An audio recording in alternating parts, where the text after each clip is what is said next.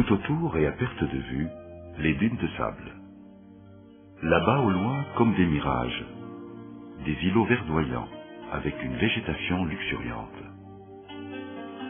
Nous sommes aux portes du Sahara, dans le sud-ouest de la Tunisie.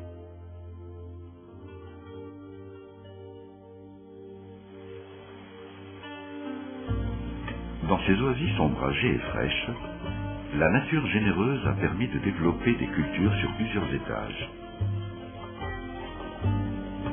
Cultures maraîchères, fleurs, agrumes, grenades et tout en haut, le palmier dattier. Malgré l'aridité climatique environnante, la conjugaison de l'abondance de l'eau, le savoir-faire millénaire et le constant effort de modernisation a permis de tripler les étendues des oasis. Les palmeraies produisent des dattes de variétés multiples, parmi lesquelles le fameux dattier d'Egletnour, espèce de grande valeur et véritable trésor naturel, qui constitue également une importante ressource économique pour le pays.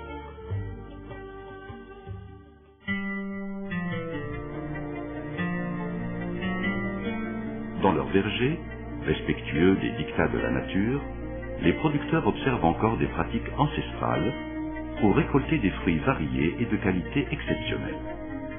Par exemple, la pollinisation, qui s'effectue au printemps, ne se réalise que par temps calme et au milieu de la journée.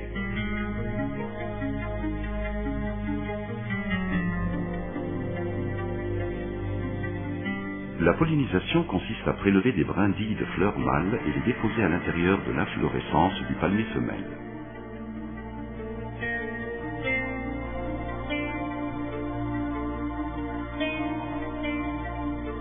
Cette opération permettra la fécondation de la fleur femelle et donnera ainsi naissance aux fruits.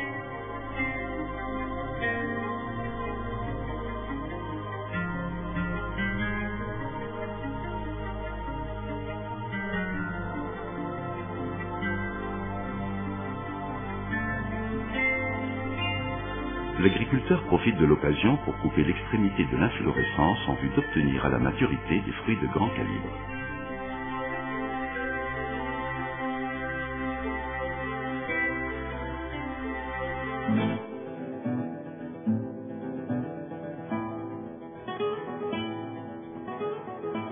À l'approche des chaleurs estivales, le futur fruit bourgeonne. Le régime est alors libéré de façon à le maintenir suspendu sous l'effet de son poids entre les palmes, tout en aérant les branchettes.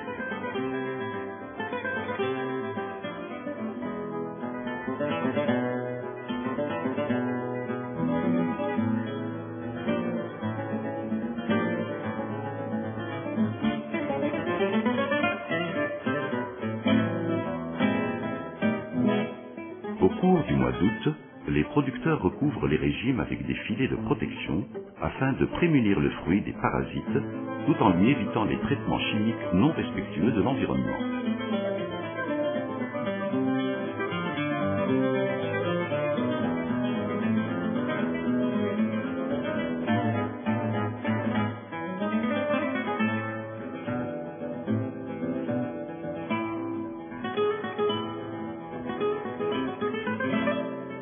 En automne, les dattes arrivent à maturation et la cueillette peut commencer.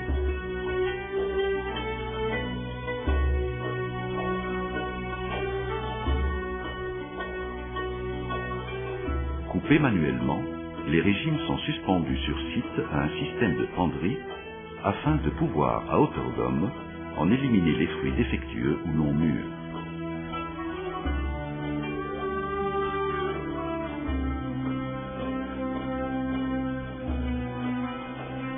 Les dattes sont ensuite triées partiellement, puis transférées au centre de collecte, où elles subissent dès leur arrivée un contrôle qualité, ayant pour but d'évaluer la conformité aux spécifications arrêtées par l'entreprise Boujbel Bakra, principal exportateur des dattes tunisiennes sur le marché international et initiatrice du projet intitulé PASA, projet d'amélioration du système d'approvisionnement.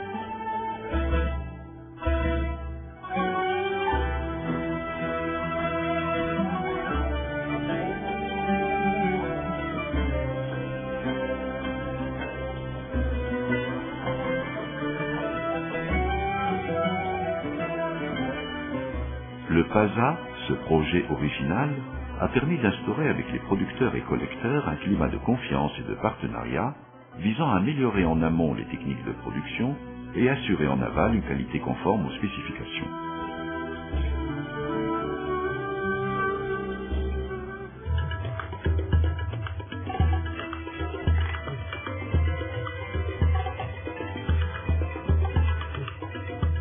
Les centres de collecte constituent la véritable réussite du PASA.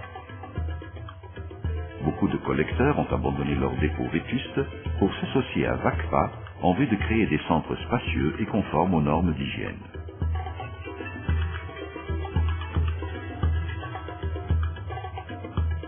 Dans ces centres, les fruits réceptionnés sont pesés et contrôlés afin d'assurer une meilleure traçabilité.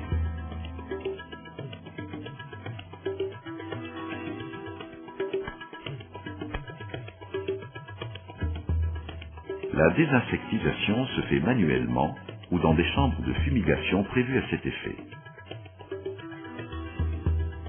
Les dates sélectionnées sont ainsi contrôlées et désinsectisées avant d'être entreposées à basse température dans l'attente d'une expédition future vers l'usine.